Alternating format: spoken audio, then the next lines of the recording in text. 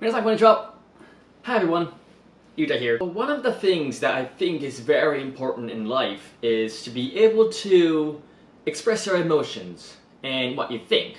I think I'm getting better at it when I'm speaking English. But however, recently I noticed that in some situations, I just really can't express my emotions in the way that I want to. And that would be very easy if I was speaking Japanese. But why is that? It's not because my English level is still low. It's because there's some phrases that exist in Japanese that just does not exist in America. So when I want to use those expressions, I don't know how to translate it into English. But today, I want to show you guys what kind of phrases that exist in Japan. The first word that I really want to use is wabi-sabi. Wabi-sabi is a word that describes the beauty of incompletion. For example, a very old house, or a chipped vase or a cup. If you were to go to Japan and if you are staying at a very old hotel, you might have a very beautiful garden in the middle. You get there, you really want to see it from your room. You rush up there, you find a small window that's facing the garden, and you're bummed out because you can't see the entire thing. But that's the beauty. You don't see the entire thing. Part of it is hidden. And I think that is very amazing. Mono no aware is one of the Japanese aesthetics of understanding the beauty of short or non-everlasting moments. Think of cherry blossoms. It's not something that's around all year round, but you can only see it during the spring. And understanding that that's beautiful is Japanese culture. Another thing that relates to human relationship is 親しき中にも礼儀あり, which means being respectful for even those who are very close to you. Remember that it comes from the idea mujo, that nothing lasts. So in this context, all relationships with your parents, or your boyfriend or girlfriend, or your best friend is thought to end at one point.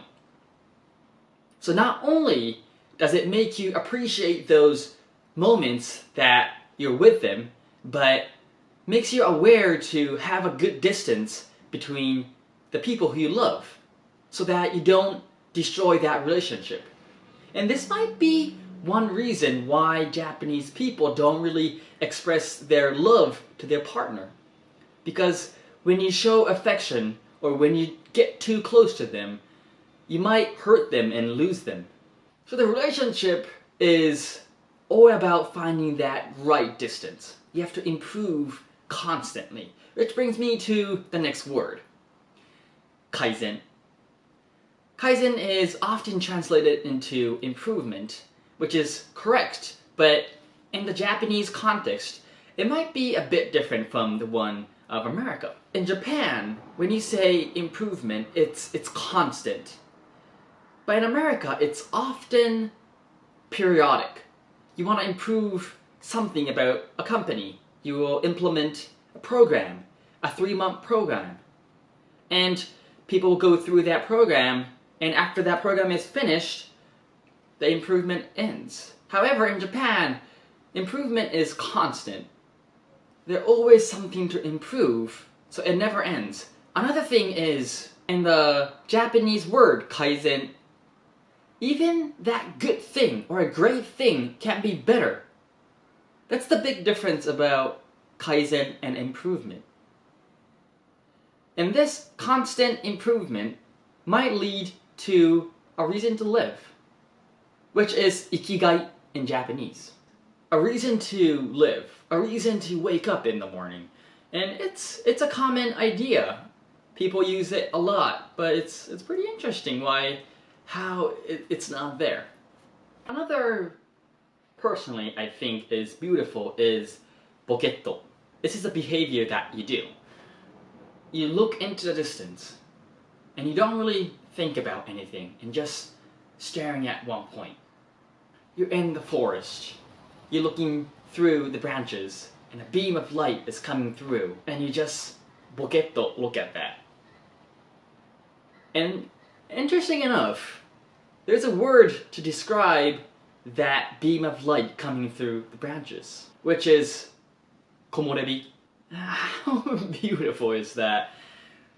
People in the past were looking through the trees and saw the light and thought, I want a word for that. I want to be able to describe with one word what I just saw. Another very common and useful phrase is お疲れ様でした. I use this word a lot and many Japanese people use this daily. Roughly it translates into good work. Thank you very much. You worked really hard. When someone comes from somewhere really far and when they arrive you tell them お疲れ様でした. Thanks very much for coming this long way to visit us.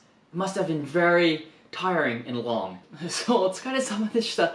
It just encompasses so many things and it expresses so many emotions and gratitude, and it's just a very useful word America definitely needs to adopt. It's so useful. And lastly is 積読. 積読 is an accumulation of unread books. The first 積 is an abbreviation for 積んでおく, to accumulate, and 読 is to read, which translates into a pile of unread books. Personally, I love to read. I love to buy books and just have a huge collection.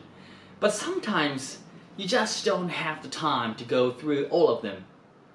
So it just gets stacked in the cupboard, and just having a word just describes how beautiful Japanese culture is. Those were several words that I thought I would be able to describe and use in my daily conversations in America, but which I really couldn't do.